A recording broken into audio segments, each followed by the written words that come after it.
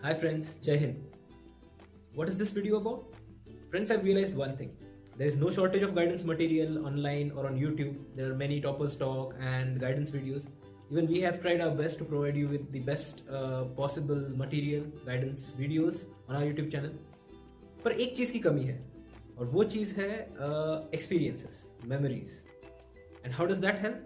Friends, अगर आपके घर में या आपके पहचान में ऐसा कोई व्यक्ति हो जिसने यूपीएससी क्रैक कर रखी हो या जिसने यूपीएससी की पढ़ाई कर रखी हो, तो वो आपको एकदम एक छोटे भाई की तरह या छोटी बहन की तरह आपको समझा सकता है कि उनके एक्सपीरियंसेस क्या रहे हैं, राइट? बट जब आप टॉपर स्टॉक देखते हो या वीडियोस देखते हो यूट्यूब पे, तो उस चीज़ की कमी मुझे फील होती थी और मुझे लगता है आपको भी फील होती होगी. हम में से बहुत से लोग उतने लकी नहीं होते कि हमारे घर पे ऐसा कोई हो जो हमें एक फ्रेंड की तरह, एक बड़े भाई की तरह ये सारी चीज़ें बताए, ये डिटेल्स बताए अपनी जर्नी के. तो मैंने ये डिसाइड किया है कि मैं अपनी लाइफ के जो एक्सपीरियंसेस रहे हैं इस यूपीएससी जर्नी के दौरान, वो आप सबके साथ शेयर करूँगा. And I would also request my friends, colleagues and other officers to share their experiences with you जब भी उन्हें टाइम मिले. So friends, let's begin. And I hope कि आपको ये सीरीज़ अच्छी लगेगी. जैसे आपने हमारी फ्रीक्वेंटली आस्क्ड क्वेश्चन सीरीज़ को पसंद किया है, वैसे ही ये जो सीरीज़ है एक्सपीरियंसेस की और मेमोरीज़ की, वो भी आपको पसंद आएगी. Let's begin. तो सबसे पहले दोस्तों हम बात करते हैं उस डेली स्ट्रगल की जो एक यूपीएससी एस्पिरेंट फेस करता है. Daily time table, daily schedule क्या होना चाहिए वो तो बहुत सारे टॉपर्स बताते हैं, राइट? पर वो डेली स्ट्रगल क्या होती है, वो हर दिन क्या फेस करते हैं, इसके बारे में मैं आपको थोड़ा सा बताना चाहता हूँ. फ्रेंड्स, जब हम पढ़ाई स्टार्ट करते हैं, जब यूपीएससी देने का हम डिसीजन लेते हैं, सब जोश में होते हैं, राइट? बहुत सारे टॉपर स्टॉक देखोगे या टॉपर से मिलोगे, उनके स्पीचेस सुनोगे एंड आप बहुत मोटिवेटेड रहते हो एंड शेड्यूल बनाते हो एक, and you start your study with all your enthusiasm. शुरुआत में आप अपने टारगेट्स अचीव भी कर लेते हो एंड देन यू फील कि यार मैं तो बहुत अच्छा कर रहा हूँ और इस बार तो बहुत अच्छा स्कोर आने वाला है मेरा. एंड कॉन्फिडेंस इतना बढ़ जाता है कि एक पॉइंट पे ऐसा लगने लगता है कि इस बार का टॉपर पता है ना कौन आएगा. बट देन धीरे धीरे ऐसा होता है कि आपका जो शेड्यूल है, आपका डेली शेड्यूल है, आप वो टारगेट्स मीट नहीं कर पाते. बहुत सारा मटेरियल पेंडिंग रहता जाता है, फिर रिवीजन ठीक से नहीं हो पाती एंड एग्जाम्स में, टेस्ट्स में मार्क्स भी कम आते हैं. फिर ये जो उस साल का टॉपर होने वाला था वो अपनी एक्सपेक्टेशंस लो करने लगता है. तो टॉपर से टॉप 10, फिर टॉप 100, फिर टॉप 500, टॉप 1000, और फिर तो बात यहाँ तक पहुँच जाती है कि भाई इस बार बस प्रीलिम्स निकल जाए, वो भी बहुत है. फिर मेंस और इंटरव्यू अगले अटेम्प्ट में देख लेंगे. ये होता है दोस्तों, ये मेरे साथ भी हुआ था एंड आई बिलीव बहुत से दूसरे टॉपर्स के साथ और एस्पिरेंट्स के साथ भी होता है. जब स्टार्ट किया था तो ऐसा लगता था कि इस बार तो फोड़ दूंगा, बट देन धीरे धीरे वो डर बैठने लगा. यू नो, सिलेबस कंप्लीट नहीं हो पा रहा था, मार्क्स अच्छे नहीं आते थे और रिविजन्स नहीं हो पाती थी. So then that phase comes जब आपकी पढ़ाई उतने अच्छे से नहीं हो पाती, राइट? एक पैच ऐसा आता है जब कई कई दिनों तक, यू नो, कई दिनों तक, I am not talking about 1 और 2 days, लाइक एक हफ्ता, 2 हफ्ते बिल्कुल पढ़ाई अच्छे से नहीं हो पाती, एकदम स्लो हो जाती है. एंड आपको फिर ऐसे लगने लगता है कि यार ये मेरे बस का नहीं है, ये बहुत टफ जा रहा है और मैं ऐसे कैसे सस्टेन कर पाऊँगा. दूसरों को देखते हो तो वो बहुत पढ़ रहे होते हैं, और टॉपर स्टॉक्स या इंटरव्यूज़ देखते हो तो उसमें सब लोग बोलते हैं कि बी मोटिवेटेड, ये वो. कहाँ से लाऊं मोटिवेशन, पढ़ाई ही नहीं हो रही है, right? And it becomes a cycle. पढ़ाई नहीं होती है, फिर डिप्रेशन आता है, डिप्रेशन की वजह से पढ़ाई और नहीं हो पाती, मन नहीं लगता और डिप्रेशन आता है. So that cycle continues. और वो एक पैच ऐसे ही रहता है. I mean like some weeks पढ़ाई होती ही नहीं है. इस पैच में it is important to remember friends कि हमें बस सर्वाइव करना है. इस पैच में survival is victory. Mark my word, survival is victory. इस पैच में बस आपको सर्वाइव करना है, जितना हो सके उतना पढ़ते जाना है। मैंने भी यही किया था। चाहे आपके टारगेट्स अचीव ना हो, बस छोड़ना नहीं है, बस थोड़ा थोड़ा करके पढ़ते जाना है। इस पैच के बाद ऐसा भी एक टाइम आता है जब रोज की पढ़ाई बहुत ही डिफिकल्ट लगने लगती है। Every morning I use to start with great enthusiasm, बहुत जोश होता है, जैसे साल की शुरुआत में रहता है वैसे हर मॉर्निंग की शुरुआत एकदम जोश के साथ होती है। आज क्या पढ़ना है वो टारगेट दिखता था, उसको पढ़ने लगता था, राइट। एंड आफ्टरनून तक अच्छे से पढ़ाई करता था, फिर आफ्टरनून में खाना खा के एक छोटा सा नैप लेता था। रेगुलर था। मेरे को अपनी दोपहर की नींद इतनी प्यारी थी, इनफैक्ट अब भी प्यारी है, बट ऑफिस की वजह से हो नहीं पाता, बट इतनी प्यारी थी कि रात को भी उतनी अच्छी नींद नहीं आती। तो मैं वो नींद कभी मिस नहीं करता था, चाहे हाफ एन आवर की नींद क्यों ना हो। So half an hour so लेता था, 1 आवर सो लेता था खाना खाने के बाद। एंड देन जब उठता था तो I used to feel like एक नई एनर्जी सी आ गई है। एंड फिर फेज 2 स्टार्ट होता था वहाँ से पढ़ाई का। वो चलता था इवनिंग तक, इवनिंग 5-6 बजे तक। जैसे ही सनसेट होता है जैसे ही शाम होने लगती, वो एक सुनहरा टाइम होता है दिन का, जब पहले की जो लाइफ थी एस्पिरेंट के पहले की, उस लाइफ में हम क्या करते थे, बाइक निकाली, दोस्तों को बिठा के चल दिए, एकदम मज़े वाला टाइम होता था, ठंडी हवा, शाम का वक्त, माहौल ही अलग होता था।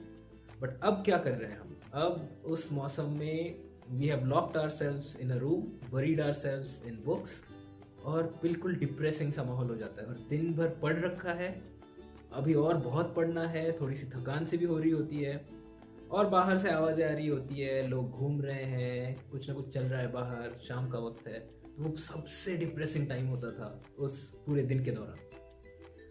मेरे अपार्टमेंट में गैलरी हुआ करती थी, ठीक है, तो मैं जाके उस गैलरी में रुकता था, थोड़ा सा वहाँ टहल क्या लेना, मतलब छोटी सी गैलरी थी, वहाँ जाके रुको, ताज़ी हवा दिल्ली में थोड़ा सा मुश्किल ही है, बट जो भी एक फ्रेश फील होता था वहाँ जाके।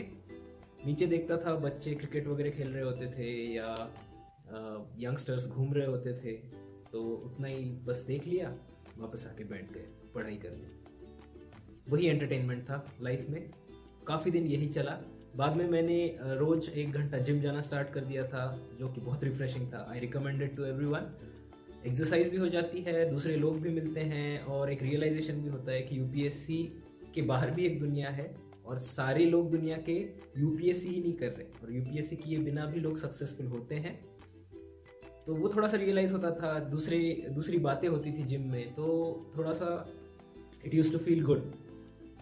बट वो बाद में स्टार्ट हुआ, वो रियलाइजेशन मुझे बाद में आया कि ऐसा कर सकते हैं। क्योंकि कैसा होता था, जिम लगा भी लोगे ना तो ऐसा फील होता है कि यार बहुत टाइम पास कर रहा हूँ। उस एक दो बात 1 घंटे की नहीं है। सी, जिम तो 1 घंटे की होगी, पर वो रेडी होना, जाना, वहाँ जिम करके आना, फिर थकान होगी, बहुत नाटक है, राइट। तो ऐसे लगता था कि यार इतना टाइम पास कर रहा हूँ, बाकी के मेरे फ्रेंड्स पढ़ रहे होंगे, बाकी के कॉम्पिटिटर्स पढ़ रहे होंगे, तो मैं पीछे रह जाऊँगा। बट देन आई रियलाइज कि मैं वैसे भी उस टाइम पे पढ़ नहीं रहा होता था, ठीक है, मेरा ध्यान दिमाग कहीं और ही रहता था। तो I thought it's better to go to the gym, right, better to start exercising, and it was a good decision. उसके बाद you feel those endorphins, you feel your self becoming fit, आपका स्टेमिना भी बढ़ता है, और उससे concentration भी अच्छा होता है। शुरुआत में जिम जब लगाते हो, उसके कुछ दिनों तक जिम से आने के बाद थोड़ी सी थकान होती है, जल्दी सोते हो आप, but then your body gets used to it, you start liking the pain. उस पेन की भी आदत होती है, और जब पेन की आदत हो जाए ना दोस्तों, जब आपको वो दिसे ना कि there is no gain without pain, तो जब वो पेन की आदत हो जाती है, चाहे वो पेन जिम वाला हो या मेंटल स्ट्रेस हो जो आप फील करते हो, then you start performing well, then you start enjoying the process, और अच्छे से पढ़ाई भी करते हो, एंड जिम तो है ही। तो वो एक फेज होता था दोस्तों। उस फेज के दौरान ऐसा भी टाइम आया था जब रोज इतना फ्रस्ट्रेशन आता था कि I used to feel like crying. There is no shame in accepting that, क्योंकि हर एस्पिरेंट उस फेज से जाता है। बहुत फ्रस्ट्रेटिंग होता है, बहुत ज़्यादा। And you start doubting your decisions. आपको लगता है कि क्या मेरा डिसीजन सही था, क्या जो भी मैं छोड़ के आया हूँ या जो अपॉर्चुनिटी कॉस्ट है, जो मैं दूसरी चीज़ें करने वाला था, क्या वो कर लेता। फिर कंपैरिजंस होती हैं, आप सोशल मीडिया खोलते हो तो आप देखते हो आपके फ्रेंड्स दूसरी बहुत सारी फील्ड्स में आगे बढ़ चुके हैं और आप बैठ के पढ़ रहे हो, तो काफ़ी फ्रस्ट्रेटिंग होता है। Then there are expectations, family की एक्सपेक्टेशंस, फ्रेंड्स की एक्सपेक्टेशंस, दुनिया भर में ढिंडोरा पीट रखा होता है। आपने किया था या नहीं पता नहीं, मैंने तो कर रखा था, सबको बोल रखा था, क्योंकि वो स्टार्टिंग वाला फेज याद है जिसमें मैं एकदम रैंक 1 आने वाला था, topper, right, first attempt rank 1 वाला कॉन्फिडेंस। उसमें मैंने सबको बोल दिया कि तुम्हारा भाई पढ़ रहा है और देखो इस बार तो निकाल ही देगा। बाद में रियलाइज हुआ कि ये कितनी बड़ी गलती थी। फिर वही लोग वापस फोन करके मुझसे पूछते रहते, बन गए कलेक्टर और मेरे पास जवाब नहीं होता। तो उस एक्सपेक्टेशन का प्रेशर रहता है।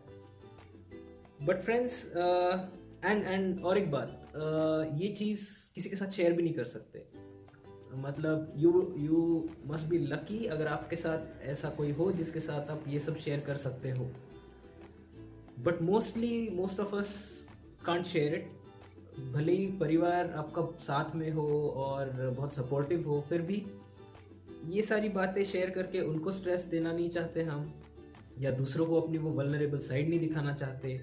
It makes us feel weak, right.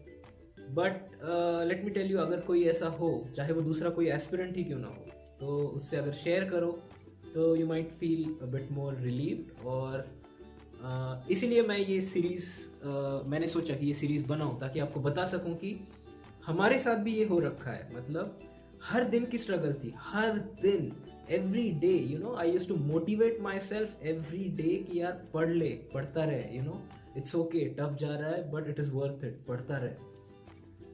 Videos देखता था टॉपर्स के या आईएएस के, आईएफएस के। मुझे आईएफएस बनना था तो मैं आईएफएस से रिलेटेड वीडियोस देखता था। टीवी था मेरे अपार्टमेंट में, तो उस टीवी पे मैं वो ट्रैवल वीडियोस चला के रखता था, यू नो, वो it used to serve as a sort of motivation, कि वो देख के मुझे ऐसे लगता था जब आईएफएस बनूंगा ना पूरी दुनिया घूमूंगा, ठीक है। तो वो थोड़ा सा मोटिवेशन मुझे फील होता था। या जब न्यूज़ सुनता था, देखता था कि हमारे ऑफिसर्स ने ऐसे अच्छे काम किए हैं, चाहे कोई भी ऑफिसर्स हो, आईएएस आईपीएस, तो लगता था कि यार मैं भी एक दिन बनूंगा और अच्छा काम करूंगा अपने देश के लिए, अपनी सोसाइटी के लिए। तो थोड़ा सा मोटिवेशन मिलता था। तो फ्रेंड्स, वो फेज़ आता है, रोने वाली हालत हो जाती है। There is no shame in that, इतना टफ होता ही है। इसी का नाम यूपीएससी है दोस्तों। अगर उस फेज से जा नहीं रहे हो ना, तो आप यूपीएससी नहीं कर रहे, आप कुछ और ही कर रहे हो, और मुझे नहीं लगता आपका रैंक आने वाला है, ठीक है। आप किसी और ही दुनिया में, किसी और ही ट्रैजेक्टरी पे चल रहे हो। बट अगर आपके साथ ये सब हो रहा है तो जस्ट होल्ड ऑन। ये सब हमारे साथ भी हुआ था और इसके बाद ही जीत हासिल होती है, trust me on that. And finally ये जो स्ट्रेस है, ये जो पेन है, ये धीरे धीरे धीरे बढ़ता जाता है। एंड इसका पीक आता है एग्ज़ाम के कुछ दिन पहले, राइट। एंड स्पेशली जब एग्ज़ाम से रिलेटेड कोई अनसर्टनिटी हो, जैसे अभी चल रही है एग्ज़ाम के डेट से रिलेटेड अनसर्टनिटी, कभी कभी एग्ज़ाम के रिक्वायरमेंट्स, क्राइटेरिया से रिलेटेड अनसर्टनिटी, कभी एज की ही अनसर्टनिटी हो जाती है, कभी सीसैट से रिलेटेड हो जाती है। That doesn't help at all, right. And again वो बहुत स्ट्रेसफुल और फ्रस्ट्रेटिंग टाइम होता है। बट इस टाइम पे अगर आपके साथ कोई मेंटर हो, या कोई टीचर हो, या कोई कैंडिडेट हो, एस्पिरेंट हो, या ऐसा व्यक्ति हो जिसने एग्ज़ाम क्लियर कर रखी हो, तो it kind of helps. You know, they'll tell you that yes, you don't have to worry about all these things, you know, just focus on your studies, और बस अपनी रिविजन्स करते रहो, अपने स्मॉल जो टारगेट्स हैं वो अचीव करते रहो, and it helps. Exam time में बहुत स्ट्रेस होता है, और एक्चुअल प्रीलिम्स और मेंस एग्ज़ाम टाइम में क्या फील किया था मैंने और वो दिन कैसे गए थे, उसके ऊपर मैं आगे वीडियोस बनाऊंगा, क्योंकि it will require some more time. ये वीडियो बहुत लंबा हो रहा है वैसे भी। तो we'll discuss that in the subsequent videos. I'll tell you my experiences during prelims के टाइम पे क्या फेस किया मैंने उस दिन उस रात, मेंस के टाइम पे क्या फेस किया एक दिन पहले, और एग्जाम के दिन एग्जाम सेंटर पे. I'll tell you in the next videos and I hope that you'll like it. बस जाने से पहले इतना कहना चाहता हूँ कि ये जो स्ट्रेसफुल टाइम है, you have to take it one day at a time. एक रोज का शेड्यूल बनाओ, चाहे कंप्लीट ना भी हो तो अगले दिन उसको रीप्लान करो, जो भी पेंडिंग है उसको ऐड करो. इट्स ओके, वो पेंडिंग होता ही जाता है, अब चाहे जितना ट्राई करो वो पेंडिंग होगा ही. बट डरना नहीं है, सबके साथ ही होता है, हमारे साथ भी हुआ था. डरना नहीं है. मैं तो आई टेल यू, हर दिन प्लानिंग करने में मेरा आई थिंक आधा एक घंटा चला जाता था. मतलब पिछला प्लान कवर नहीं होगा और वो पेंडिंग अगले प्लान पे आ जाएगा, तो मैं फिर से वो सब पेपर्स फाड़ देता था एंड नया प्लान बनता था. मुझे प्लान्स बनाने की ही आदत लग गई थी और अच्छा फील होता था जब प्लान देखता था. आई यूज्ड टू फील ठीक है, आज इतना कवर हो गया तो सही है, मैं फिर से टॉपर आऊँगा, राइट. बट वो प्लान फिर अचीव नहीं हो पाता था एंड फिर थोड़ा डिप्रेशन, फिर अगले दिन नए जोश के साथ नया plan and the cycle continue. But that is how you have to do it. ठीक है, one day at a time, बिना हार माने, and just keep doing it, right. Okay friends, I hope आपको ये छोटा सा एक्सपीरियंस और ये सीरीज का ये स्टार्टिंग एपिसोड पसंद आया हो. And I will keep sharing other experiences, छोटी छोटी बातें, एंड आई होप कि आप उससे रिलेट कर सकते हो. आप मुझे कमेंट्स में बताइए कि आपको कैसा लगा. एंड मैं ऐसे ही अपनी और अपने जो बाकी बैचमेट्स हैं, फ्रेंड्स हैं, उनसे कहूँगा कि अपने एक्सपीरियंसेस शेयर करें. बहुत बार काम जब बढ़ जाता है तो हम आपके साथ इंटरेक्ट नहीं कर पाते, बट आई लाइक इट, आपके साथ इंटरेक्ट करना मुझे अच्छा लगता है. वीडियोस बनाता हूँ, फिर कमेंट्स जब आते हैं तो जब टाइम मिले उनको देखता हूँ. I can't reply to every comment, but अच्छा लगता है देख के कि आपको हेल्प हो रही है. Okay friends, I hope you liked it. Write down in the comments and let me know. Okay, bye bye, take care, Jai Hind.